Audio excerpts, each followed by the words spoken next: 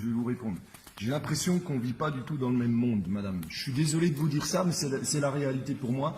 Je vois tous les gens qui sont autour de là. Je vous explique qu'il y a un gros problème par rapport à la France. La société, elle est divisée comme jamais. Et vous nous dépeignez une société magnifique. Vous ne vivez pas du tout dans le même monde. Par contre, vous n'avez pas répondu sur la répression sur les Gilets jaunes, la répression judiciaire et policière sur les Gilets jaunes. Vous n'avez pas répondu là-dessus. Parce que moi, comme je vous ai expliqué, il y a eu de la répression à Besançon, particulièrement à Besançon. Il y a eu un jeune qui s'appelle Mathias, ça a défrayé la chronique en France, qui a été frappé par derrière par un policier alors qu'il n'avait absolument rien fait. Il rentrait tranquillement de manifestation.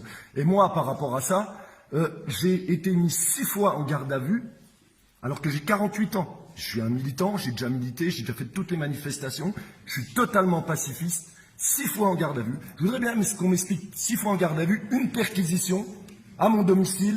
Vous savez ce que ça veut dire, ça? C'est un traumatisme. Je veux dire, juste pour le fait de manifester.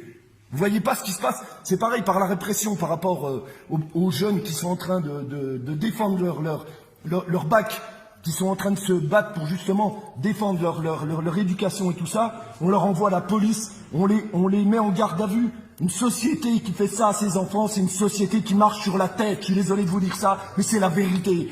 Prenez conscience de ça.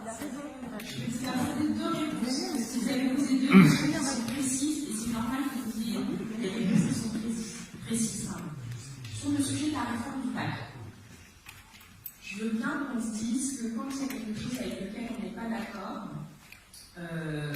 on l'empêche. Fort bien. Mais en fait, si on fait ça, il n'y a plus de règles collectives. Donc aujourd'hui, il y a une réforme qui se déploie, qui se met en place. Il y a des épreuves, ce qu'on appelle des épreuves de contrôle continu, qui ont été mises en place parce qu'on considérait que le fait d'avoir un examen final où vous bachetiez... Mais tout le monde est contre. Mais excusez-moi, mais tout le monde est contre. Toutes vos réformes, la plupart des gens sont contre. La plupart de... Mais oui, mais non, mais vous vivez dans un autre monde, je vous dis. Mais moi, je suis pas politique. Moi, je suis pas politique. Je suis un citoyen. Voilà. Moi, je veux vivre dans une société qui a de la bienveillance, qui prend soin des gens qui sont les plus pauvres. Et puis que les plus riches doivent partager. C'est la réalité. C'est une société. La France, c'est ça. C'est de la solidarité. Tout ce qu'on a obtenu du Conseil national de la résistance, on doit se battre. Et on se battra bec et ongle par rapport à ça. On lâchera rien par rapport à ça. Vous n'écoutez personne. Vous n'écoutez pas le peuple. Le peuple, il gronde. Vous n'écoutez personne. Voilà. Est-ce que je peux vous apporter une réponse précise sur le bac, ça ne vous intéresse pas? Mais non, oui, mais écoutez un peu les gens. Là, tout le monde vous dit que votre réforme des retraites, on n'en veut pas. On n'en veut pas. Vous savez quoi? La démocratie.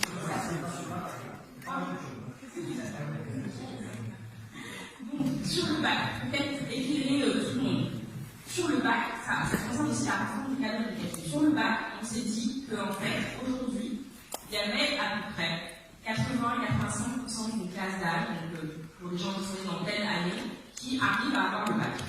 Et puis en fait, quand vous arrivez dans l'enseignement supérieur, là, les taux de réussite s'effondrent complètement. On a entre 50 et 60% de taux de réussite, plus 60%. Donc ça veut dire qu'il y a des tas de gens qui vont jusqu'au bac, et puis qui, y compris le bac général, qui après n'arrivent pas à réussir des études supérieures. Donc on s'est dit, il faut faire deux choses. Il faut réformer l'examen, d'une part, et deuxièmement, il faut qu'il y ait une orientation qui soit de meilleure qualité pour que les gens ne les envoient pas dans des filières qui sont complètement bouchées ou des filières où ils n'ont pas les prérequis, j'allais dire, d'apprentissage qui leur permettent de réussir. Donc on a fait 3 choses. On a renforcé le système d'orientation, donc ça s'appelle Parcoursup. Et alors, tous les indicateurs, là je n'y peux rien, mais là aussi, il faut qu'on se mette d'accord ensemble. Parcoursup, en fait, ça marche. Non, ça ne marche pas. Franchement, je vais prendre la parole en connaissance de cause, d'accord? Ma nièce, en classe de 3e, elle est allée voir la conseillère d'orientation parce qu'elle voulait être infirmière, ma nièce, d'accord? La conseillère d'orientation lui a dit, il faut faire un bac sanitaire et social. On a fait les démarches, elle est sur le pays de Montbéliard, on a fait les démarches avec mon frère pour qu'elle intègre effectivement ce bac sanitaire et social. Parcoursup, l'année dernière, elle a passé son bac, elle s'est inscrite sur Parcoursup. pour faire IFSI. Donc IFSI-Montbéliard, IFSI-Besançon, elle est même allée jusqu'à Lyon, Strasbourg, tout ça. Tout lui a été dit. Ah mais madame, mademoiselle, nous sommes désolés, vous n'avez pas pris le bon bac. Il aurait fallu faire bac S ou bac ES. Pardon, mais il y a 3 ans, vous ne nous avez pas dit ça. Donc Parcoursup, attendez, laissez-moi terminer s'il vous plaît. Et là, je vais vous dire, c'est une aberration, mais totale, parce que j'ai eu l'ARS au téléphone, parce que je me suis battue pour que ma nièce intègre un IFSI, mais ça n'a pas du tout abouti, parce que, bon, voilà, malheureusement, je connais personne, hein, il n'y a pas de passe-droit qui a fait que...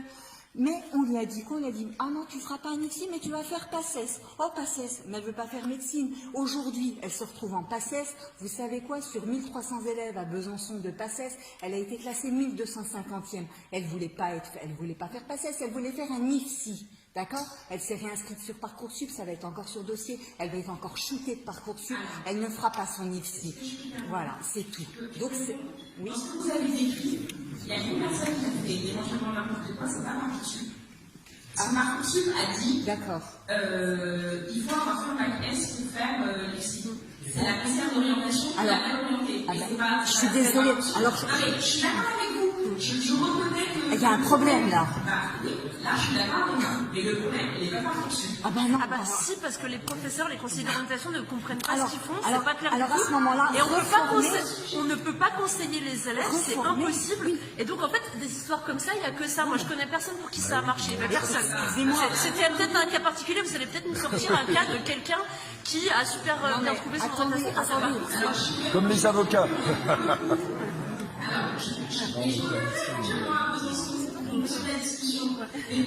Ah ben revenez, vous n'avez pas de déçu. Mais c'est dire qu'il n'y a personne pour qui ça marche. Parce qu'en fait, je regarde, et c'est ici ici du département. C'est pas vrai.